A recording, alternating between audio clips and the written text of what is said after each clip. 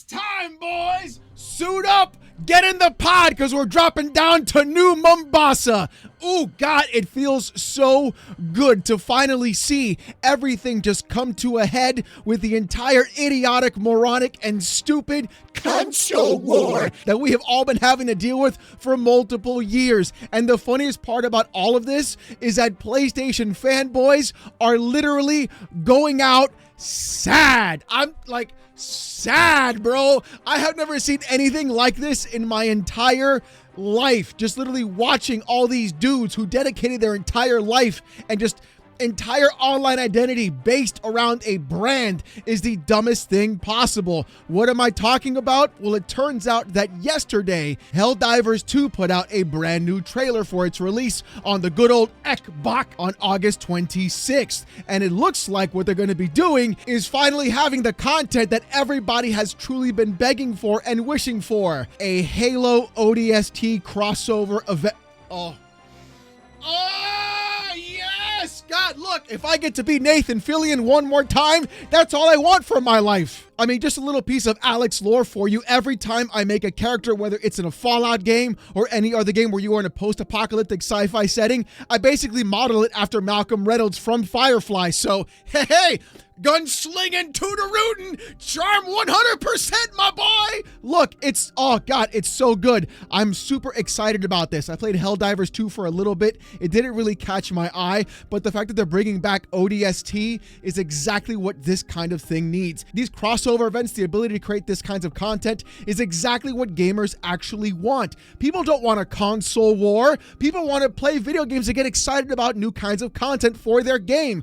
Crossover events that are actually cool, things that fit together. But the funniest part about all of this is watching the insane copium happen across every conceivable landscape and seeing these dudes that are just grown-ass men, such as myself, by the way, just literally go around and crash out about a video game on another platform that they truly didn't care about in the first place. I mean, take a look at this. 100%. Take it off PC. Matter of fact, you already locked it out of 177 countries. Stop selling it on PC. Okay? Why would I support the game on PC? Like, why would I support it being on PC? They get to play it for free. They don't want to make an account. They want to act like quiet little baby bitches. I'm glad they're leaving. I'm glad. The less of them there are, the more I feel like supporting the game and buying it on PlayStation. And by the way, I don't care if whether Sony makes money or not. They've already made the money. This is the one smart thing that they did, is that they didn't make the game free to play. That is the one smart thing they did, because like you just said, yeah, only 5% of people were going to pay if it was going to be free to play anyway. So now they sold 12 million copies. Let's say that 7-8 million of those were on PC. Fantastic. You took your money, you went home. Like, honestly, what have they lost? What have they actually lost? They've lost nothing. Okay? So, again, let's say they sold 8 million. Let's even say they sold 10 million copies of. You know how PC players are always pretending that they are like, oh, we are the only ones who bought this game. Cool. Let's say you sold 10 million copies on PC. $40 a pop. That's what, 400 million? Quick maths, right? You take your ball, you go home. You've made your money. Okay, the ice cream truck has sold out. So in any case, Sony hasn't lost any money. And you know what? Again, the less PC players are on this game, just knowing that makes me sleep better at night. I don't like these people. I don't. They're cheaters, they're scammers, they're awful people. They are a cry bitch ass fan base. I want less of them. The less of them there are, the better. That's it. This video was from, in fact, about a year ago. Dudes angry about PC gamers supporting a video game and supporting the developers that they truly did not want, and being happy about a game losing its player base online after PlayStation decided to add its own restrictions onto that platform, which again, PlayStation folded on and then removed that restriction. Hell, even on this graph, you can clearly see that the more content being placed onto Helldivers 2, the more players in fact stay over time. As long as a good cadence of content is available, people will always come back to this game and in fact play more of it. So PlayStation may in fact have the one live service game right now that they truly need to put everywhere, because everything else they've done has completely fallen apart. And every time they go around canceling more live service games or hedging their bets on the wrong games, you can clearly see they're getting more and more desperate overall. Watching the CEO of Arrowhead Games say this in his Discord: please prepare your pants. Yeah, prepare your pants for an orbital drop shock trooper, baby. Let's go. This is so good. I can't wait for everything. The custodian to show up, all the new sound effects, everything coming back, the nostalgia waving over me. It's almost like, for some reason, everybody does Halo better than Microsoft. Okay, all right, listen. Okay, listen. I had to say it. I'm sorry. Explain to me why Halo is getting more love on Fortnite and it's getting more love on Helldivers 2, but it's not getting any love on the Xbox brand itself. Halo Infinite could have been so much better. It could have been a true return to form. And honestly, 343 has screwed the pooch, and I talked about this in other videos. And Microsoft, honestly, in my opinion, doesn't know what they're doing with their own IP. But that could be for another conversation for another day, because I'll go off on a tangent that really we don't have to go off on right now. But watching Twitter accounts like Nixxes, you know, that company that PlayStation bought to port the games to PC, tweeting about Helldivers 2, putting their game on Xbox because that's the company that ported that game to that platform, the same platform the PlayStation fanboys truly do not like for some insane reason, because of the color on the box or because they had this weird validation for exclusives that happen everywhere else. Everybody in the replies is literally excited about this. People are happy about being able to play a video game with their friends, regardless of the console that's on. And companies are even happier because more money gets to go into their pockets. And the thing is, you fanboys don't realize this, and you see this happen and you don't know what's going on because clearly you've only cared about the brand itself and your attachment to that brand, not about the fact that these are soulless husks of corporations that are designed to do one thing and one thing only: milk you dry from the back and try to get every penny out of your pocket. And the thing is, they're not even shopping at Bad Dragon, giving you the good stuff. They're going around just throwing you dry, and you're going to go ahead and say, thank you, sir, can I have another? But what makes this even crazier is watching ex-CEOs and ex-VPs of PlayStation really just hold their heads in shame, talking about like, oh my God, exclusives are leaving the company that I used to work for. Oh, I'll go salty on Twitter. Oh, I'm hanging my head in shame. Why would they do this? When he was the exact same PlayStation ex-boss who was criticizing exclusivity because of the fact that games cost too much money in the foreground. He literally called this all happening, and then he turns around trying to play a sad sack story like, oh my God, you guys, I can't believe they would put the game on the Xbox. I mean, here's what he said via the quote from the article.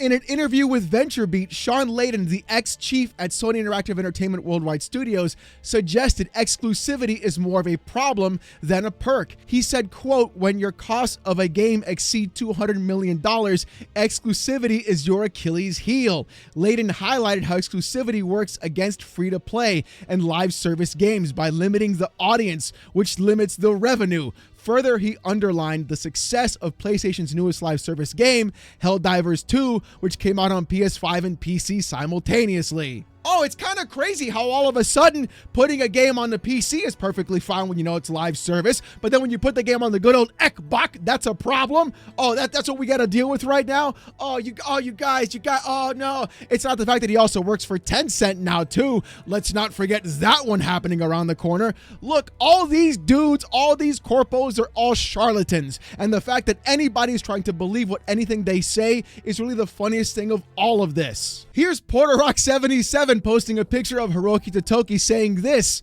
asshole of the gen. Oh God, oh God. Hey, my boy, my guy, my dude, my confidant, this man right here, this is your Phil Spencer, my boy. It's just 4 games. It's just live service games. Look, here's what's happening, right? These companies are realizing you fanboys are not enough. You can ship 80 million consoles all you want. You can sell 10 million copies of Spider-Man. You can make every kind of joke you want about tentpole titles or the actual elasticity of what the actual people bring in and how much they bring to you. But the thing is, Porterock, my boy, you're also the only one who's been calling people out, which honestly, I'm going to give you the props for, my boy. Congratulations. You're finally getting out of the actual blind spot that you've been in for the longest time. The thing is, you can't blame Hiroki Totoki. The only one you can blame is your own PlayStation fanboy groupies, because they were the ones saying support support the devs. They were the ones saying, buy your games. Well, apparently you guys didn't buy enough of your own games. And they saw an entire group of people not buying that PlayStation 5 or that PS5 Pro going around and saying, look, if there's 30 million people we can sell a game to, we're going to sell it to them. These companies, these corporations, they're not your friends. They never have been. And the fact that you guys are parading behind them or trying to go ahead and use them as a sort of like shield for your entire personality is going to be a massive issue. Portorock, look at me. Look into my eye. You need to get out now.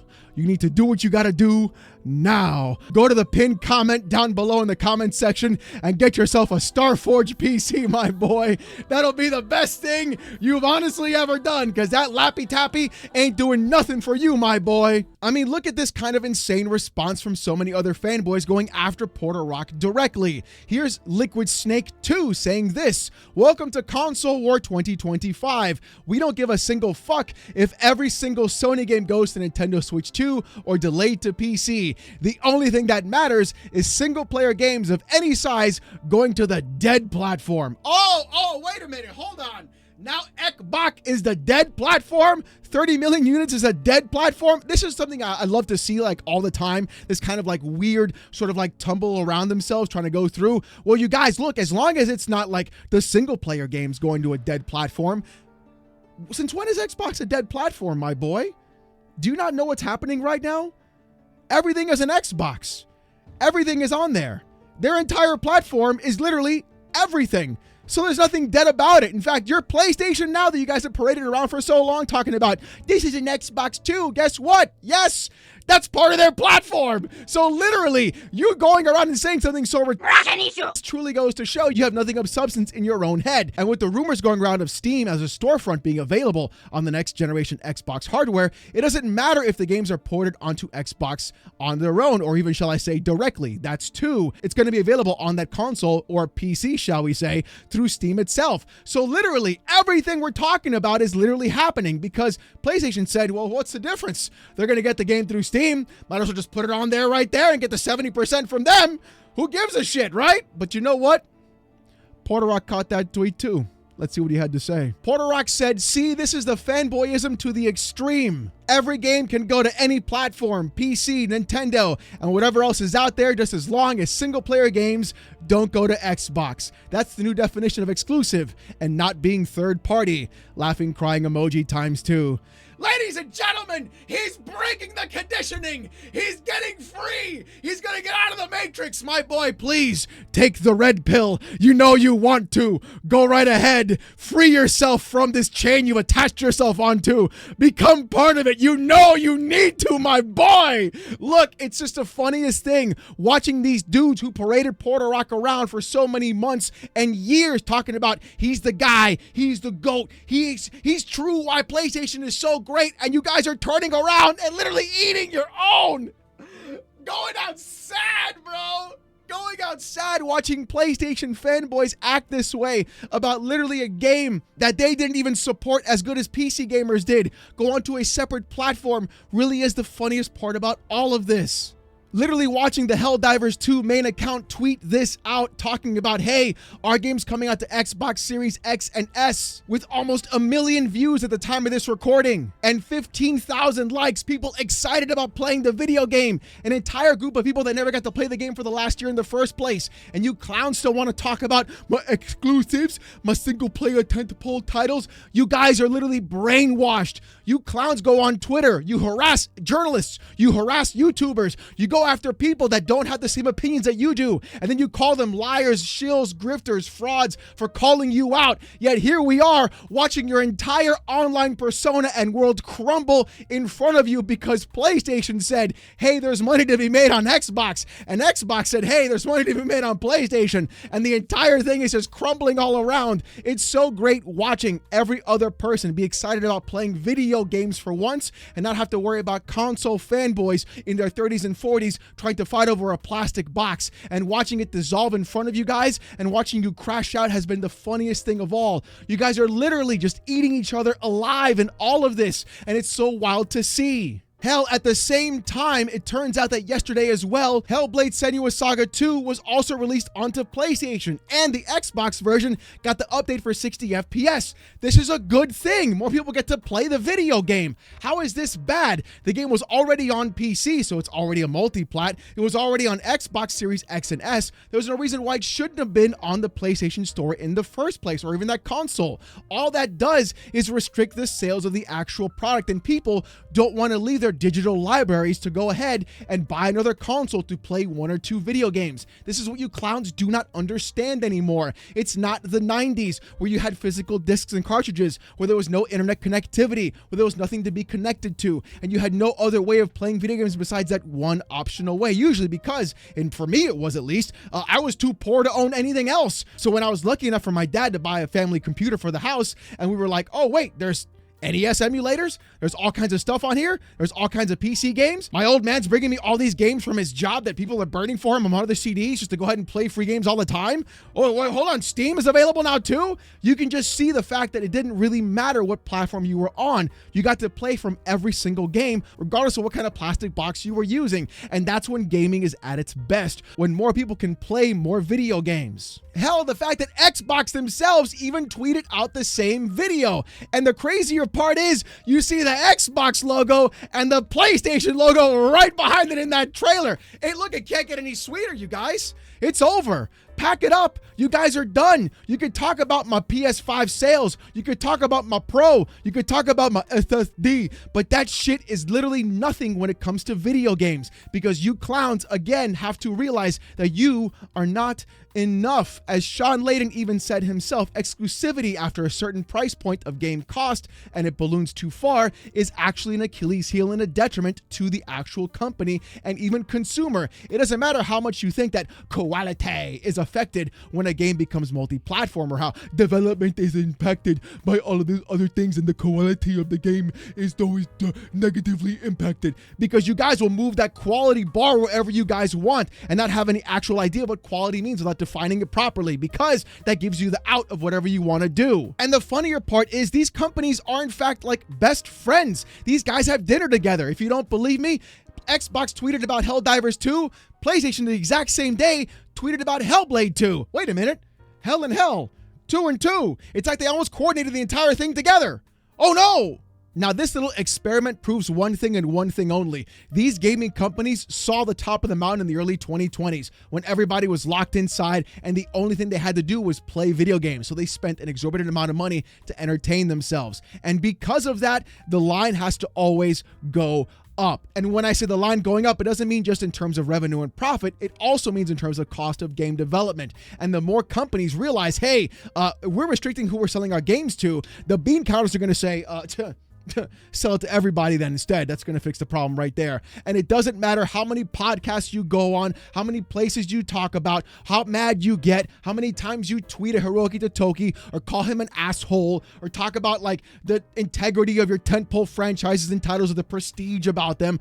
It's all the same thing. The boxes don't change. They're all made by AMD. They all have partnerships with the same exact company. They're practically the same with small minor differences between them. What's going to happen now is you're going to figure out who has the better platform, and that's where things are really going to get spicy. You're going to see Xbox being more aggressive to make their platform more wide-reaching. You're going to see PlayStation be more aggressive to try and go ahead and put their games faster onto PC, with the rumor being around 6 months that we've seen online. You're also going to see PlayStation put other games onto PC as well, and they're acting more into live service titles rather than those tentpole single-player prestige games as you guys love to laud around all the time, even though the majority of you guys don't even play or beat them. I mean, there's clowns like this guy on Twitter, James. Ha ha ha ha ha ha ha ha ha ha. PlayStation wins every time. Ha ha ha ha ha. And then he's showing the video of the ODST. I don't know how PlayStation's winning. My boy, like, can you tell me how? Because that game that you're talking about, PlayStation winning, is on the good old Xbox. Like, you're like, the company that you're parading around that you want to represent because you call yourself a PC gamer for some weird reason, but you represent PlayStation all the time, is somehow winning by putting their games on the competing platform that you guys have called dead for the past 10 years. So apparently it's not that dead, I guess. I don't know what to tell you. Huh? My phone just told me I hit 104 decibels on my audio. That's how loud I am. Okay, that's exciting. Oh, a heart rate of 120. So that's good. That's good. Oh boy, that's not good. That's not good. That's really not good. Oh god, jeez. Oh man, the salt, the literal salt. And the funniest part about this is nobody believes me. This is now the platform war, no longer the console war. In fact, if you look at what Valve did previously with the documentary and NoClip, you can clearly see exactly what Valve was trying to play. And this is exactly the same thing that Microsoft is doing if they can do this properly. They're no longer trying to do everything behind the console. They're trying to do everything as a platform. No matter what you play on, they're making you an Xbox user. If you're on PC, if you're on PlayStation, if you're on handhelds, if you're on Xbox or actual Nintendo, they want to get your data. They want you to sign in. They want you to be an MAU counting towards their monetary total gain. We saw this happen literally yesterday with the EA CEO talking about the more time you play in a video game correlates to a one-to-one trajectory of people spending more money in that game. We saw a guy spending $32,000 inside of NBA 2K5. These companies know exactly what they're doing. They're trying to make every game into a platform. They're trying to make every game into a service because they know the money you spend there is going to be more than you spending $70 on a video game. And you can shake your head no at me all you want if you still don't want to believe me. But if you watch this clip from that documentary I talked about earlier and you replace Valve with Microsoft and what they're doing with Game Pass, you can clearly see the parallels of what's going to be happening in the future. It was a very weird time. Like, I don't think people understand how many times we would go to people and say, no, you will be able to distribute software over the internet. And have people just say, no, it will never happen. I'm not talking about one or two people. I mean, like 99% of the companies we talked to said it will never happen. Your retail sales force will never let it happen. But also people would say users aren't gonna want this, right? People want physical copy. Like, there were so many bad faith arguments that were being made. Retail sales is not the goal, right? It's actually an impediment that it's somebody who sits between you and a customer. But you know what? Go ahead, keep denying it. I'm perfectly fine with that too. Oh, and keep calling me a grifter, liar, shill, fraud, or whatever you want to do, because clearly the only ones that are saying that are the ones that are hurt by the truth. It's so good to see. The more you shit, piss, cry, come, and scream yourselves into oblivion, the funnier these videos get, the more people get to actually enjoy them and to get to see you have your entire online persona dissolve right in front of everybody. And that is the best part of all. But as always, if you liked today's video, thank you. And if you didn't like it, fuck you. If you want to see more of this kind of content, more PC port reviews, gaming news, Steam Deck videos, fanboy content like this, and live streams every Saturday night, 8:45 p.m. Eastern, subscribe to the channel. We're on our way to 90,000 subs. And I just want to say thank you guys so very, very much. If you want Discord access or emotes during those live streams, become a YouTube member. It's as low as $1. If you don't want to spend the buck, don't sweat it. Just come on down Saturday night, 8:45 p.m. Eastern. Trust me, you don't want to miss it. It's a hell of a show as I get insulted by 800 to 900 people using AITTS. It's something, all right. With all that being said, though, thank you guys so much for watching. Hope you have a great one, and I'll see you gooners next time. Peace!